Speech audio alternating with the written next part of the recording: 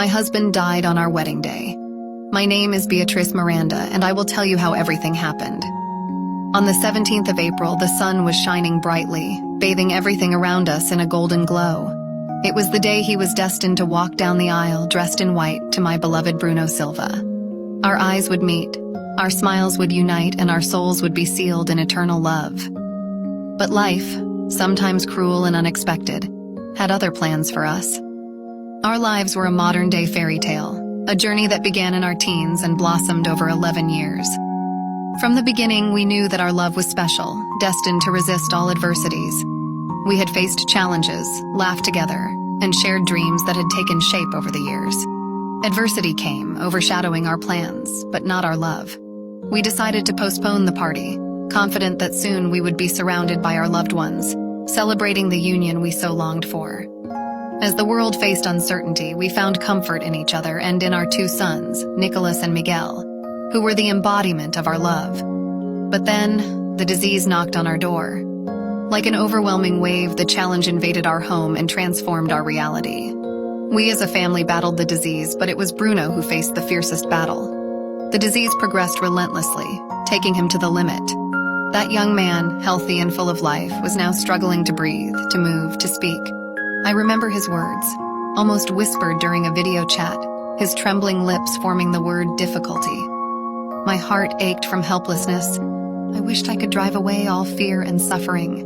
His strength and courage inspired me, but also reminded me of the fragility of life. On the Tuesday of that fateful week, the possibility of an intervention was mentioned. Hopes and fears danced within me as I watched this man who loved fight for his life. On Thursday, he underwent the procedure. At that moment, we knew that the fight was hopeless, but we kept a spark of hope. If you want the second part, leave it in the comments below. What Ruby Franke said in court yesterday is shocking. Yesterday, there was a shelter hearing, which was to determine where her 4 minor children should be. So she appeared from jail via a video call, and her husband, Kevin, was also in court. She turned on her kids and basically said that one of her 4 minor children had been essaying their younger sibling for years and molesting other kids in the neighborhood. She said that this happened, and then the 2 of those children would go on and abuse other kids. She said that the 2 kids used to play a patting game, but wouldn't go into detail as to what that meant. She said that when this child was 3 years old, they were watching porn. Like, how would they even have access to that? Is that true, or was it something that she is exaggerating, or is she just completely delusional, or did that happen, and why? And I don't know, like, she's crazy. And she said that this past May, this child admitted to molesting and abusing 20 other kids, including cousins and neighbors. Now, she didn't provide any proof of this. Who knows if this is just her twisted mind, but the judge said that because of these allegations, then this child needs to be placed in a home with no other children. Kevin sat quiet during this time, and he has given no further, no comments on any of this. There is a different court hearing that is set for today, this afternoon, so we'll see what comes out then. I don't know what to believe. I don't know if I believe any of what Ruby has to say. If any of these allegations are true, that's awful for all of the kids involved. I also don't trust what she says, though, because of her pattern of behavior. Today, Ruby Franke, the family vlogger who has been charged with 6 felony counts of child abuse, appeared in court, along with Jodi Hildebrand, her business partner, who has been charged with the same 6 counts. This was their first court appearance since their arrest last week, and the judge ordered both of them to be held without bail. The judge also set their next hearing to happen on September 21st. It is also being reported by the Daily Mail that when Franke appeared for a shelter hearing for her 4 minor children to determine custody yesterday, she made some shocking claims. During the hearing, she reportedly made claims that one of her minor children essayed their sibling and molested several other family members and children in the neighborhood. Franke said that the child had been essaying a younger sibling for years, adding that eventually the 2 of them began to essay other children together. She also claimed that her 2 children played a, quote, patting game with each other, but she didn't go into any more details. Frankie said that in May, her child confessed to essaying 20 people, including cousins and neighbors, but she had no proof of her claims. Kevin Frankie, the children's father, was present during the hearing and reportedly just stared straight ahead while Ruby was making these claims. The judge set the next hearing on this matter for a September 15th mediation hearing and a September 18th pretrial hearing. Like I said, this is only being reported by the Daily News and has not been confirmed by other outlets. Reportedly, the parent of one of the victims of Frankie's child was at the hearing and declined to comment when they left the courthouse. Kevin Frankie and his lawyer also declined to comment, saying that they were following the advice of the court and not speaking to the media. We don't know if these claims are true, if Frankie has any proof of them, or if there's any validity to them. But it was an absolute shock when she brought this up in court yesterday. So we'll see where this leads. We just found out the truth of why Ruby Frankie had on a medical jumpsuit and is being held in the medical part of the jail. Guys, make sure and click the plus sign. I'm going to keep you up to date with all this. Sound off in the comments and tell me what you think. But as most of us know, yesterday we actually had a hearing on whether or not she would post bail when the next trial is. And it was interesting. So Ruby comes in, and what a lot of people noticed is that both Ruby and Jody had different suits on. Her suit was like a yellow and black pinstripe suit. And many people were commenting, well, that means she's being held in the medical part. And it looks like that's being true, because here's the info that's coming out. Apparently, in the medical ward, obviously there's medical issues, but it also has to do with mental health issues, people who are on blank watch and that sort of thing. And what we're hearing is that she is mentally not doing well. She has to be monitored, and that this process is giving her a mental breakdown. Now, I am not condoning or happy about anybody's suffering, but it is some irony. And I think the irony is, as much as she and as much as Jody talk about, we have to look at the truths, and you have to take responsibility. Well, here's the thing, and they don't have empathy. And when you hear them speak, any empathy is very distorted into love has to be this tough love. And like they're saying, your job as a parent isn't to give them a magical childhood or make them happy. Well, here's something I want to say about that. And this is an interesting concept that a lot of these spiritualists will twist. To get a plant to grow, you need a few things. You need water, you need sunlight, and you need the ground. So, they are correct in that you need to put that seed far down in the dirt and get it dirty so it can grow roots. However, you also have to give it sunlight and water. You have to have both light and dark, and that is where you have to walk that line as a parent and understand what's appropriate discipline, and also giving the beauty and the magic to children so they know it exists, so they can go out and continue to create it in the world and make this world a better place. And what I find interesting, and the irony in all of this, is that unfortunately, because they chose, as much as they scream humility, they didn't want to humble themselves. They now have to experience what those other children went through. So Ruby, and everything you're experiencing right now, I pray that you get through it. I pray that you find healing, and I pray that you find empathy and realize what you're going through is a fraction of what your children went through. What do you guys think about this? Sound up in the comments, click the plus sign. I've got more. This TikTok influencer and her mom were recently sentenced to life in prison. This is 24-year-old Mehek Bukhari, and she was a former TikTok influencer, and she was known for her makeup and lifestyle videos. She lived with her parents and her brother in the UK. This is her mother, Ansareen Bukhari, and it oftentimes would come out in her videos. Ansareen was in a 3-year affair with 21-year-old Saqib Hussain, who she had met on a dating app. In January of 2022, Ansareen decided that she wanted to end the relationship with Saqib, and throughout the whole relationship, he had spent between 2,000 to 3,000 pounds on her, and in US dollars, that would be between maybe like $2.5 to $3.7 thousand. Saqib had sexually explicit photos and videos of the both of them, and he basically blackmailed her and threatened her that if she stopped talking to him, he was going to send those to her husband and her son. Beck was aware of the affair, and although she did not approve of it, she was just trying to tolerate it.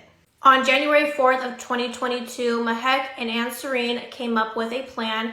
So Mahek had contacted Saqib and she basically told him to give her the videos and photos and he would get 3,000 pounds in return. Mahek told Saqib to meet Ansarine in the parking lot of Tesco in Hamilton, Leicester, and to hand over his phone. And if he did not comply to this, they were going to give him a serious injury. February 11th, Saqib and 21-year-old Hashim, who was his cousin / best friend, drove to the location together. When they both got to the location, they noticed that there was 2 cars waiting there for them, so that's when they decided to flee. Those 2 cars followed them and chased them at 100 miles per hour. They contacted 999, which is equivalent to 911 here in the United States, and they basically told dispatch that they were being chased. They were trying to run them off the road and they feared that they were going to die. Then there is a scream before the call cuts out and there is a loud bang.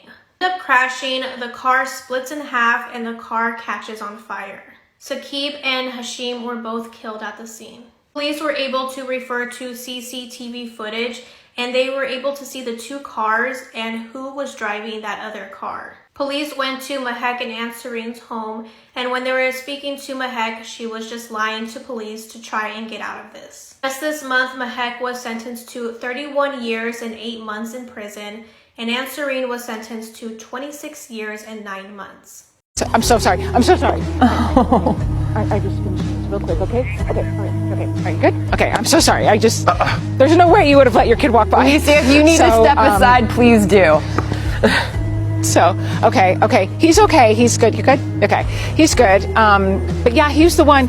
So this influencer is rich. Or he was. So he got into crypto early and he made a chunk of change and he started calling himself the Crypto King. And because of that, he convinced a lot of people around him to give him their money so he could invest it. And eventually he had collected a ton of money from people to invest. About $40 million from around 140 people. And one day, one of the investors requested a withdrawal of some of his money. And the Crypto King, he starts making excuses of why he can't give it to him. So the investors all get together and they have an investors meeting. And they're like, yo, where's our money, Crypto King? And Crypto King's like, I don't have it. I lost it. And it's gone! Allegedly. Meanwhile, Crypto King was posting this lavish lifestyle all over his social media. Here he is with his Lambo. Here he is on a private jet. Here he is with Machine Gun Kelly for some reason. And he was apparently living in a massive rent house that he was paying $45,000 a month rent for. And the investors are pissed because the whole thing was allegedly just a big Ponzi scheme. And Crypto King was forced to file bankruptcy. And the court starts seizing his assets, including 2 McLarens, 2 BMWs, and a Lamborghini. And during the bankruptcy, they start auditing him to see where all that money went that he claimed he lost. And they find that of the $40 million that he was supposed to invest, he actually only invested less than 2% of it. Another $16 million of that he spent on himself. You know, like his McLarens and such. He's an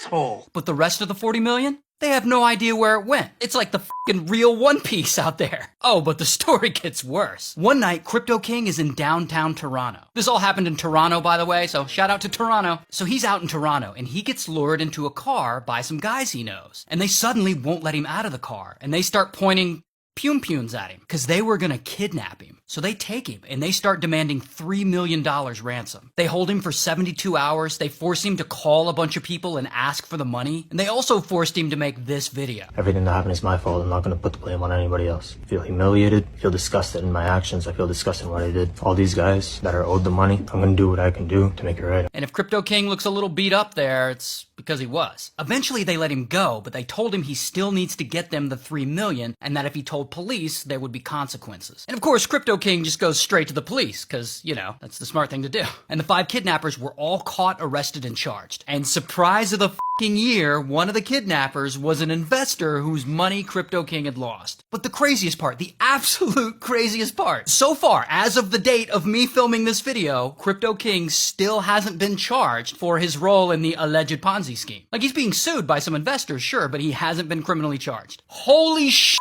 Tell me that's not gonna be a Netflix series. Can you guess who this good boy is right here? This is 4-year-old Yoda, and he is the canine that caught Danilo Cavalcante today. Now I'm going to show you pictures of Yoda getting him, but I'm going to give you a trigger warning first because some of the photos are a little bit graphic. So if you don't want to see, keep on scrolling. So as we know, he was found hidden in this huge pile of lumber, and he had no idea that he was surrounded. But when he realized that they were there, he tried crawling away in a bunch of underbrush. But here's Yoda getting his ass. And here's another angle. As you can see, he got a little bit of injury on the top of his head there. Here's the group photo that they took. Look at him standing next to the police officers. He looks so little. I'm going to tell you, as a nurse, hospital gowns don't usually come down to the floor in grown adults. Anyway, here's his new mugshot. Oh my God. He looks a lot different than the first mugshot we saw. Well, I hope he enjoys his life behind bars. Officer Dan Arterer with the Seattle Police Department is on blast after his own body cam footage was released to the public showing his complete disregard and disrespect for a 23-year-old woman who was hit and killed by another Seattle police officer. It all started back in January of 2023 when another officer, Officer Kevin Dave, was responding to an unrelated overdose call. He was traveling 74 miles an hour in a 25-mile-an-hour zone and hit and killed a 23-year-old grad student who was using the crosswalk.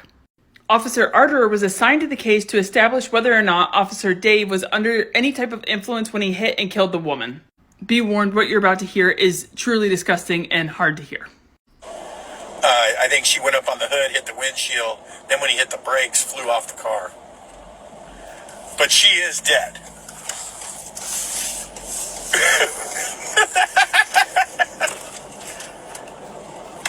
No, it's a regular person. Yeah.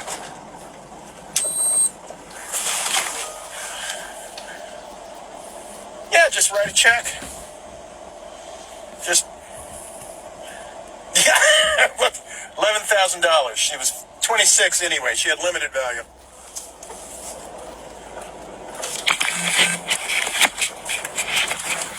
Case, I'm going to call for initial appearance is Ruby Frankie. Case number 2315-01764. Ruby Frankie. Hello. Afternoon, Mr. Winward. How are you? Very good. Good. So you represent Miss Frankie? I do. He is on the video with us. Okay. Miss Frankie, can you hear me? Yes. Have you received a copy of the information in this case? Yes. I can inform the court that Ms. Frankie and I have both reviewed verbatim the information. She understands it. She has pertinent questions. We would waive the reading of that at this time. And we're ready to move forward with it. I would make one motion. I understand that the co-defendant is assigned to Judge Walton. My case is assigned to Judge Barnes. I would make an oral motion today to transfer this case to Judge Walton so that co-defendants track each other. Okay. What's the state's position on that motion? Your Honor, we have a motion that we filed shortly after filing the information in this case. We'll withdraw that motion. It was just vice versa. So we'll withdraw that motion and stipulate to Mr. Winward's motion. So do I have a stipulation of the council to transfer Miss Frankie's case to Judge Walton? Yes, Your Honor. Okay. That motion is granted. My understanding, Miss Frankie's being held on a no bail hold at this point. She's going to remain on a no bail hold for the time being. What would you like me to do with the case, Mr. Winward, at this point? Your Honor, we anticipate filing a motion in Judge Walton's court for the bail hearing forthwith. The court wants to conclude the initial appearance. We're fine with that. Okay, so what I'm going to do is set this on Judge Walton's law and motion calendar a week from this coming Thursday. What date is that? Yes. September 21st at 9:10 in the morning will be the next hearing for Ms. Frankie. Anything else we need to handle in that matter today? I just let the court know, and I've let counsel know I will be out of the country on that date, and so I will work with Judge Walton's court and counsel to modify that as necessary. Okay. Thank you, Mr. Winward. Anything else from the state? Okay, thank you very much. Thank Thanks, Ms. Frankie. That's all for today. I'll be talking to you a little bit later. The next hearing on the calendar is... There. Finally, after 14 days of evading the FBI, fugitive Danilo Cavalcante has been captured. Today at 8 a.m., a police dog, more than 20 tactical officers, and a helicopter brought a sudden end to this dramatic and dangerous manhunt.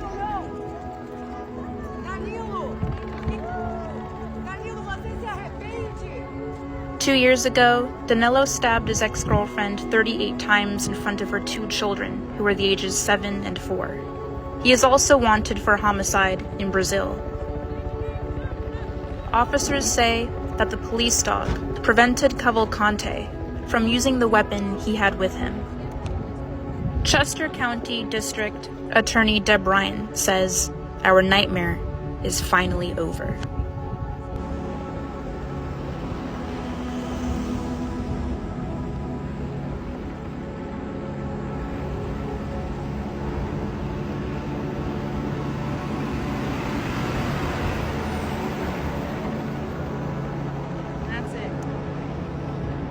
The reason I killed him was because he was a child molester. No, you didn't kill him. Oh, sure. And you intended to. Oh, sure, yes. Well, if it's all right, I'd like to tell you where it started. Go ahead. All right, well, he was my bunkie, and I had found out that he was in prison for child molestation. Really bad case. So that night he was trying to justify why he did it, and I just told him to be quiet, and he would have to leave in the morning to find a new cell. But he continued to talk about it and try to justify it, so he was a little bit bigger than me, so I got down and I hit him in his face a few times, and when he fell, I wrapped a cord around his neck and I took his life.